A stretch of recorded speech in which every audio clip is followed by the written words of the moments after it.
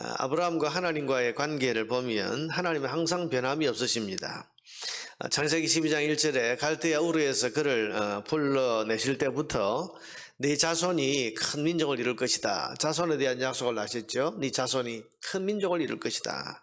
그 후에 또 네 몸에서 날 아들을 통해서 그렇게 민족을 이루겠다. 그렇게 하셨습니다. 그리고 그 후에는 그 아들은 다른 여자가 아니라 네 아내 사라의 몸을 통해서 태어날 것이다. 그렇게 하셨습니다. 그리고는 오늘 본문에서처럼 그 말씀, 그 약속대로 때가 되매 이루어 주셨습니다.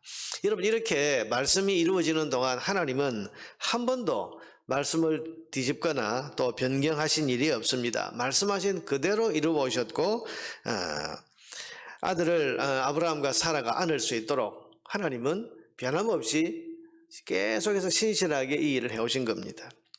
그런데 아브라함은 아닙니다. 계속 들쑥날쑥 생각과 행동이 바뀝니다. 여러분, 아직 아들도 없는데 그는 애굽에서 죽을 염려를 합니다. 또 그랄에서 어제 앞장 본문에서 본 것처럼 또 혹시나 죽지 않을까 하는 염려가 들어서 또 거짓말을 합니다. 여러분, 아직 아들이 없습니다. 하나님 약속이 뭐죠? 아들을 주고 그 아들이 큰 민족을 이루게 하겠다. 하나님 약속이 있는데 아직 아들이 없어요. 그럼 지금 죽겠습니까? 아들 없이 이대로 죽는 그런 일이 일어나겠습니까? 하나님이 약속하셨는데 그럴 리 없지 않습니까? 그러니 하나님의 약속을 믿었다면 애굽에서도 거짓말할 필요가 없고 그랄에서도 하나님을 믿고 거짓말을 할 이유가 없는 겁니다. 그런 꼼수를 부리지는 않았을 겁니다. 거기다가 아브라함이 쭉 지금까지 아들을 낳기까지 과정을 보면 중간에 마음이 조급해서 양자를 드리기도 하고 또 조급해진 아내 사레가 부축일 때에 거기에 동조해서 여종 하갈을 통해서 아들을 낳아보려고 하기도 하고, 여러분 가만히 보면 아브라함은 하나님의 약속이 있는데도 계속 왔다 갔다 자꾸 바뀌고 변하고 있습니다. 하나님은 한 번도 변하신 적이 없는데 아브라함은 중간에 계속해서 너무 쉽게 왔다 갔다 바뀌는 겁니다. 하나님을 믿는 듯 하다가도 금세 또 안 믿는 것처럼 행동하기도 하고. 자, 여러분, 근데 가만히 생각해 보면 바로 이런 것이 우리입니다. 우리가 이렇습니다. 상황에 따라 환경에 따라 때로는 내 감정이나 내 기분 때문에 하나님의 약속이 있는데도 불구하고 바뀌고 변하고 왔다 갔다 하고, 그게 우리죠.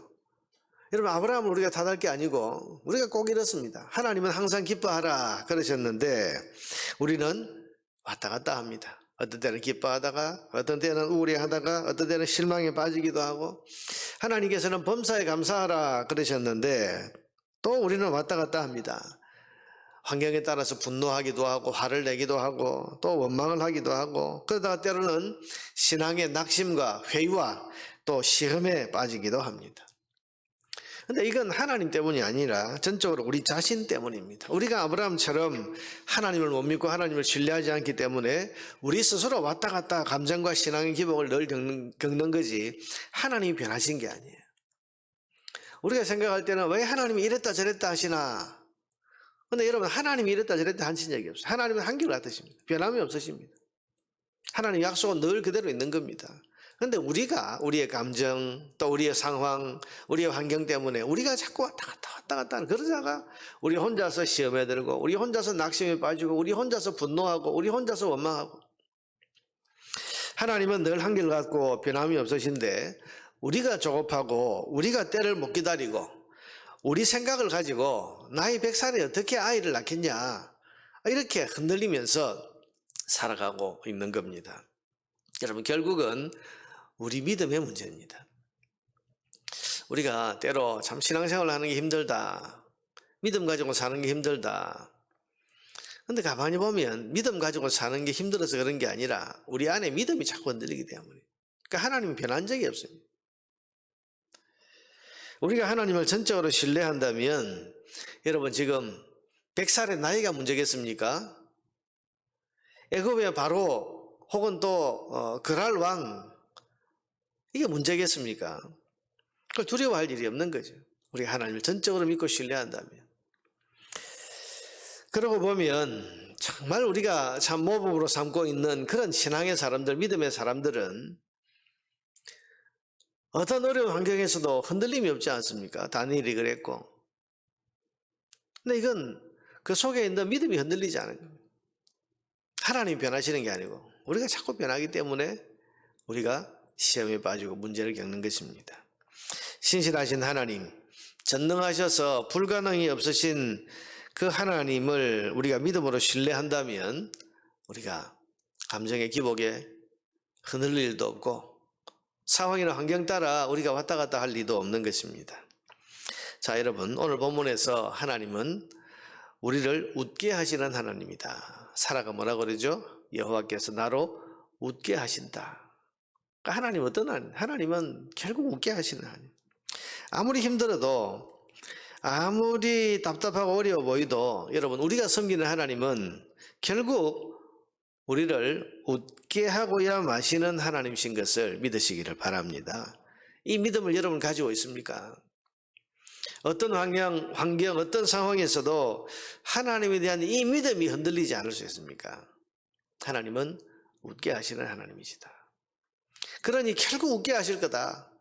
우리가 이 믿음, 이 하나님에 대한 믿음을 가지고 그렇게 살아갈 수 있다면 여러분 우리는 하나님 말씀하신 대로 항상 기뻐하고 범사에 감사하는 그런 삶을 살아갈 수 있지 않겠습니까? 여러분 우리가 이 믿음을 위해서 기도해야 됩니다. 우리가 하나님을 자꾸 바꾸려고 하면 안 됩니다. 하나님은 늘 한결같으신데 사실은 내 믿음이 흔들려서 그런 것 가지고 하나님을 이랬다 저랬다.